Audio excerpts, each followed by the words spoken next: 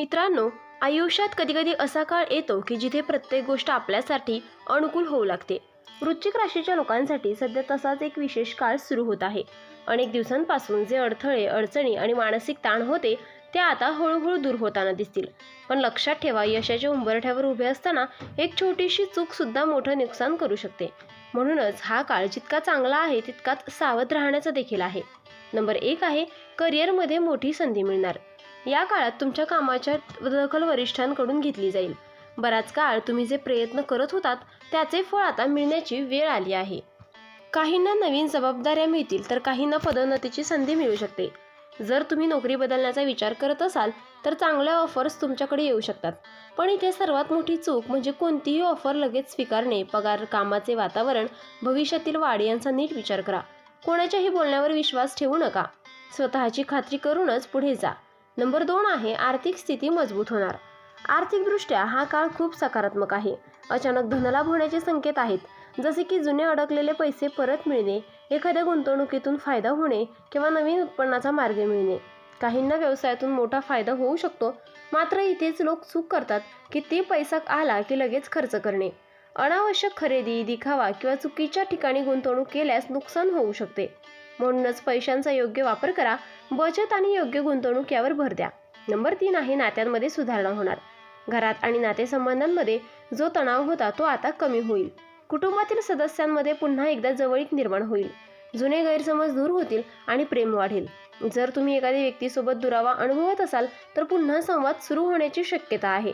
पण इथे सर्वात मोठी चूक म्हणजे स्वतःचा अहंकार न सोडणे. जर तुम्ही नेहमीच स्वतःलाच बरोबर समजत राहिलात आणि समोरच्याच्या भावना समजून घेतल्या नाहीत तर नात्यात पुन्हा तणाव निर्माण होऊ शकतो. थोडा संयम आणि समजूतदारपणा खूप उपयोगी ठरेल. नंबर 4 आहे, आरोग्याची स्थिती सुधारेल.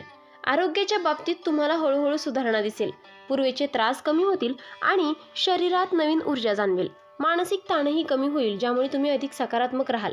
पण इथेच लोक मोठी चूक करतात, ती म्हणजे सुधारणा दिसतात स्वतःची काळजी घेणे सोडणे. चुकीचा आहार, झोपेची कमतरता किंवा व्यायाम टाळणे यामुळे पुन्हा त्रास वाढू शकतो. म्हणूनच नियमित दिनचर्या पाळा, पौष्टिक आहार घ्या आणि थोडा वेळ स्वतःसाठी काढा. नंबर 5 आहे, नवीन कामाची सुरुवात फायदेशीर ठरेल. जर तुम्ही नवीन व्यवसाय, प्रोजेक्ट किंवा कोणतेही नवीन काम सुरू करण्याचा विचार करत असाल तर हा काळ तुमच्यासाठी खूप अनुकूल आहे. तुमच्या मेहनतीला योग्य दिशा मिळेल आणि हळूहळू यशही मिळेल. विशेषतः जे लोक स्वतःचा व्यवसाय सुरू करू इच्छितात त्यांच्यासाठी ही योग्य वेळ आहे. पण इथे सर्वात मोठी चूक म्हणजे इतरांवर जास्त अवलंबून राहणे. भागीदारी करताना किंवा कोणावरही विश्वास ठेवताना पूर्ण माहिती घ्या. स्वतःची जबाबदारी स्वतः घ्या आणि प्रत्येक गोष्टीवर लक्ष केंद्रित ठेवा, म्हणजेच यश नक्कीच मिळेल. नंबर 6 आहे, अचानक प्रवासाचे योग. या काळात अचानक प्रवासाचे योग दिसत आहेत. हा प्रवास कामाच्या निमित्ताने, व्यवसायासाठी किंवा एखाद्या धार्मिक कारणासाठी होऊ शकतो. काही लोकांना नवीन ठिकाणी जाण्याची संधी मिळेल, जिथे त्यांना नवीन लोक भेटतील आणि महत्त्वाच्या संपर्काची निर्मिती होईल. हा प्रवास तुमच्यासाठी फायदेशीर ठरू शकतो आणि भविष्यात मोठ्या संधी उघडू शकतो. पण इथे एक मोठी चूक म्हणजे घाईत किंवा तयारी न करता प्रवासाला निघणे. कागदपत्रे, आर्थिक व्यवस्था आणि नियोजन नीट करा, नाहीतर छोट्या चुका मोठ्या त्रास देऊ शकतात. नंबर 7 आहे, आत्मविश्वास वाढेल पण ओव्हर कॉन्फिडंट टाळा. या काळात तुमच्यातील आत्मविश्वास खूप वाढलेला जाणवेल. तुम्ही जे काही कराल त्यात यश मिळेल असा विश्वास तुमच्यात निर्माण होईल. त्यामुळे मोठे निर्णय घेण्याची हिंमतही येईल. हा आत्मविश्वास तुमच्या प्रगतीसाठी खूप महत्त्वाचा आहे. पण इथेच ओव्हर कॉन्फिडंटची चूक होऊ शकते. जर तुम्ही इतरांचे मत ऐकले नाही किंवा स्वतःलाच सर्व काही माहीत आहे असे समजले तर चुकीचे निर्णय होऊ शकतात. म्हणूनच आत्मविश्वास ठेवा पण वास्तवाची जाणीवही ठेवा. नंबर 8 आहे, शत्रूंवर विजय मिळेल. जे लोक आत्तापर्यंत तुमच्या विरोधात काम करत होते किंवा तुमच्या प्रगतीत अडथळे आणत होते ते आता हळूहळू मागे पडतील. तुमची मेहनत आणि प्रामाणिकपणा तुम्हाला यशाच्या मार्गावर पुढे नेईल.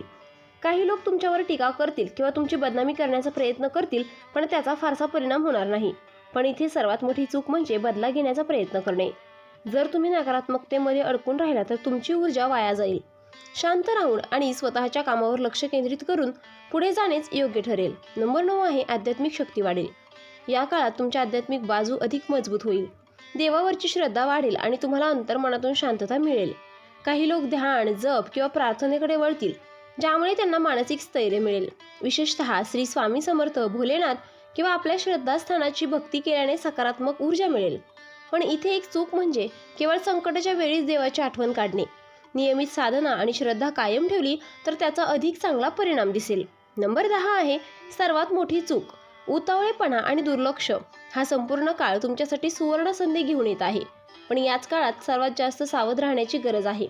उतावळेपणामुळे घेतलेले निर्णय, लहान गोष्टींकडे दुर्लक्ष करणे किंवा इतरांच्या बोलण्यावर अंधविश्वास ठेवणे या चुका तुमच्यासाठी मोठा अडथळा ठरू शकतात. प्रत्येक निर्णय घेताना शांतपणे विचार करा, परिस्थिती समजून घ्या आणि मगच पुढे जा. थोडा संयम आणि जागरूकता ठेवली तर हा काळ तुमच्या आयुष्यात मोठा बदल घडवू शकतो. वृश्चिक राशीच्या आयुष्यात आता खरोखरच सोन्याची वाट तयार होत आहे. हा काळ तुमचे नशीब बदलण्याची ताकद ठेवतो, पण यश टिकवून ठेवण्यासाठी संयम, शहाणपण आणि योग्य निर्णय घेणे खूप महत्त्वाचे आहे. जर तुम्ही सुद्धा या एका चुकापासून स्वतःला दूर ठेवले तर आयुष्यात मोठी प्रगती निश्चित आहे. तर मित्रांनो, व्हिडिओ आवडला असेल तर व्हिडिओला लाईक करा, चॅनलला सबस्क्राईब करा आणि हो, तुम्हालाही तुमच्या राशीची अंगठी हवी असेल तर डिस्क्रिप्शनमध्ये मी त्याची लिंक दिली आहे, तिथे जाऊन तुम्ही ती खरेदी करू शकता. व्हिडिओ पाहिल्याबद्दल धन्यवाद. श्री स्वामी समर्थ.